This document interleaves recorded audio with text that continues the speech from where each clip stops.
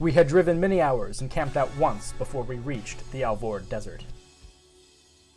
The Alvord Desert, one of southeast Oregon's many light brown patches visible from space. The desert lies in the rain shadow of the Steens Mountain. What's a rain shadow? A rain shadow is a dry area on the leeward side of a mountainous region. The concept is simple. Clouds formed out above the ocean are carried by winds flowing inland until they are condensed against mountains and fall as rain. Dry air then continues over the mountain, resulting in less rainfall on the side of the mountain opposite the ocean.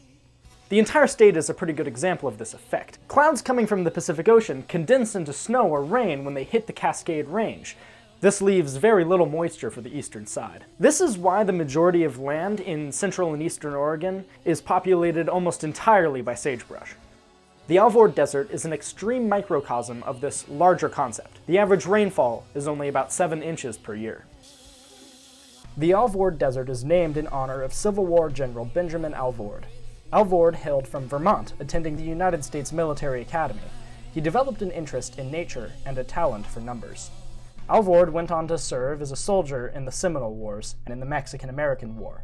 He climbed the ranks until he made general, and for the duration of the American Civil War was placed in command of what was then the Oregon District, comprising modern-day Oregon, Washington, and Idaho. During this time, Alvord did extensive work on the problem of Apollonius, which is a classical geometry problem wherein you are to construct circles that are tangent to 3 given circles. Alvord worked on a version of the problem involving spheres. He had published once in the Smithsonian Contribution to Knowledge, but the work done after the start of Alvord's posting to Fort Vancouver was delayed from publication by a fire at the Smithsonian Institute. Another mathematician from France, Jean-Gaston Darboux, beat Alvord to print. Alvord and his wife had 6 children, among them Benjamin Jr. Alvord, who became a general in World War I. Today, this 84 square mile expanse of lifeless nothingness brings honor to their memory. It makes sense that most of the history related to this place didn't happen here. After all, a flat desert isn't the kind of place humans tend to fight wars over. But to some, it's good for one thing.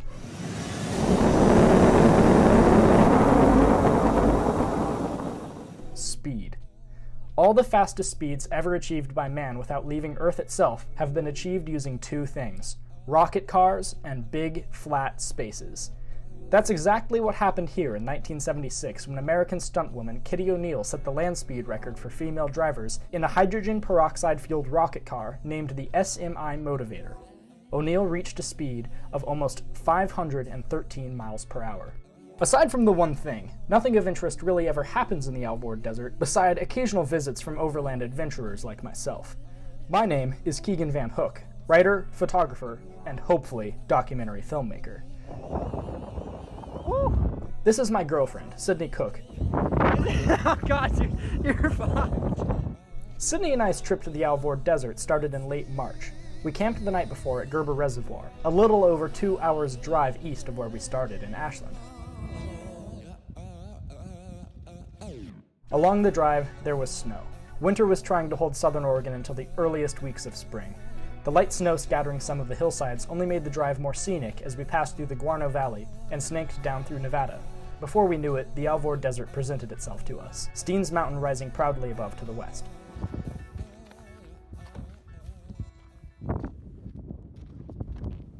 Our first stop was the Alvord Hot Springs, one of very few things in this part of Oregon that can be remotely described as a tourist attraction. It's just a really pretty shot. Don't worry folks, Final Cut has a pretty easy blur feature.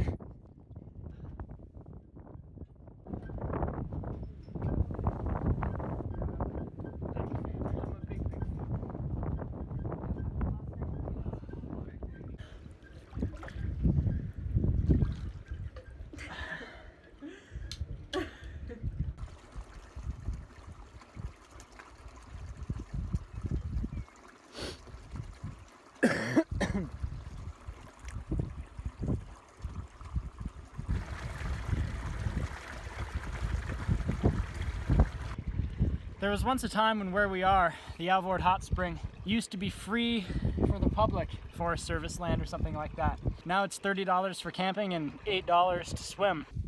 All right, Alvord Hot Springs, you can have our money. Oh well. The entirety of the Alvord Desert is on BLM land, meaning camping is free anywhere that isn't private land. Very few people live near the Alvord Desert, so finding a good free camping spot wasn't a challenge.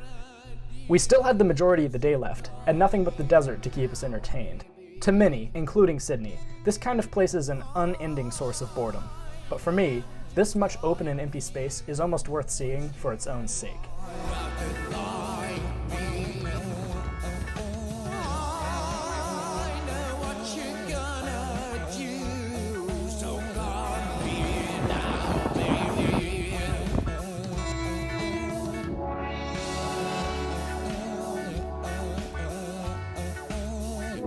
It's not. It's just a little plastic tubing.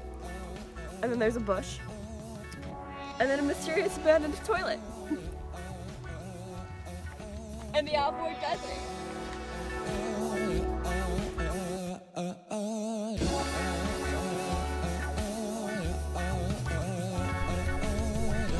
That night we ate wraps stuffed with kippered herring, hummus, and sriracha. I love sriracha. We had underprepared for our meals, but considering what the ingredients were, the wraps tasted pretty good.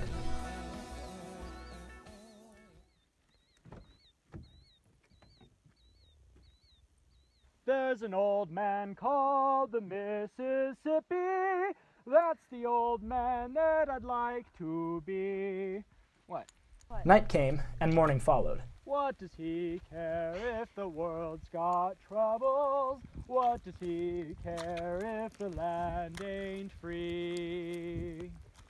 Old Man River, that old man river, he must know something, but don't say nothing. That old man river, he just keeps rowing along.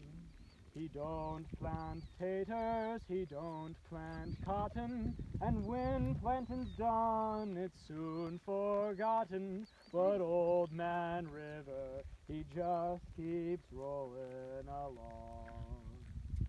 Oh, my heart gets weary and sick of trying. I'm tired of living, but I'm afraid of dying. That old man river, he just keeps rolling along.